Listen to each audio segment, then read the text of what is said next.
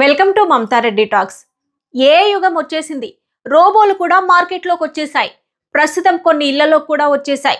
ఇంకొంతకాలం అయితే ప్రతి ఇంట్లో మొబైల్, టీవీ ఎలాగో అలాగే రోబోలు కూడా ఉంటాయి. దాంట్లో సందేహమే లేదు. ప్రపంచం వేగంగా పరిగెడుతుంది. కానీ మనిషి ఆరోగ్యం అదే వేగంతో పడిపోతుంది. ఎందుకంటే టెక్నాలజీ మనకి సౌకర్యాన్ని ఇస్తుంది, కానీ పోషణ మాత్రం ఇవ్వదు.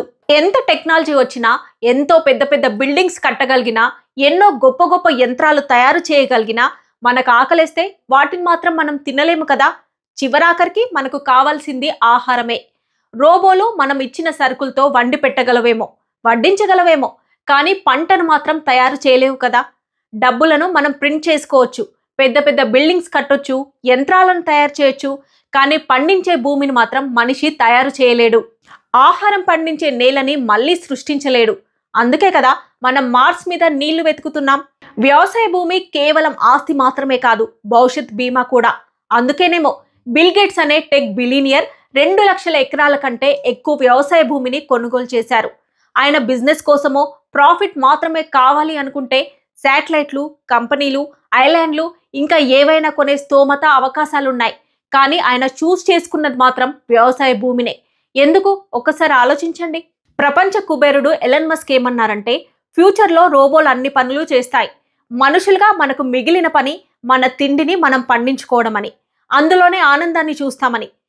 రాబోయే రోజుల్లో రోబోలు, మిషన్లే అన్నీ చేస్తున్నప్పుడు ఆహారాన్ని పండించగల నైపుణ్యమే కొత్త కరెన్సీ అవుతుందని, క్వాలిటీ ఫుడ్ తినగలగడమే న్యూ జనరేషన్ లగ్జరీ అవుతుందని చెప్పాడు.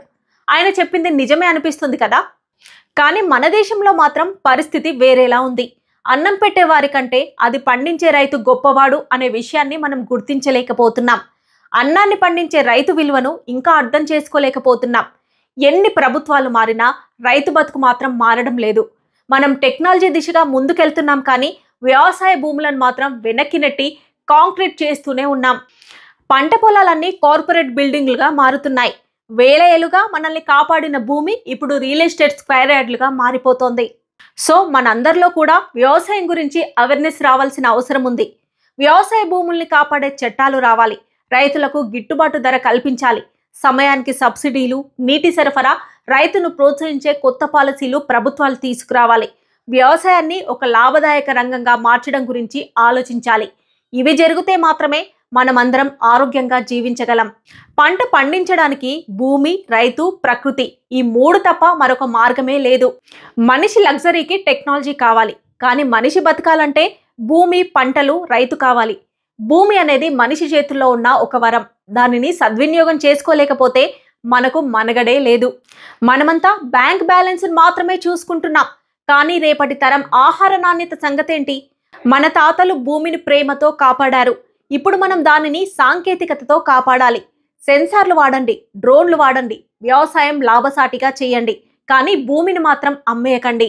ఎందుకంటే రేపు రోబో మీకు భోజనం వడ్డించొచ్చు, కానీ దాన్ని పండించేందుకు మనకు సారవంతమైన భూమి మాత్రమే కావాలి. వ్యవసాయ భూమి కలిగి ఉండడం ఒక భద్రత. ఏ మనకు సౌకర్యాన్ని ఇస్తుంది, కానీ భూమి మనకు భరోసానిస్తుంది. టెక్నాలజీ వాడదాం, వ్యవసాయ భూమిని కాపాడదాం. ఇన్ఫర్మేషన్ మీకు ఎలా అనిపించింది? వ్యవసాయ భూమి విలువ, భవిష్యత్ ఆహారం గురించి మీ అభిప్రాయం ఏంటి?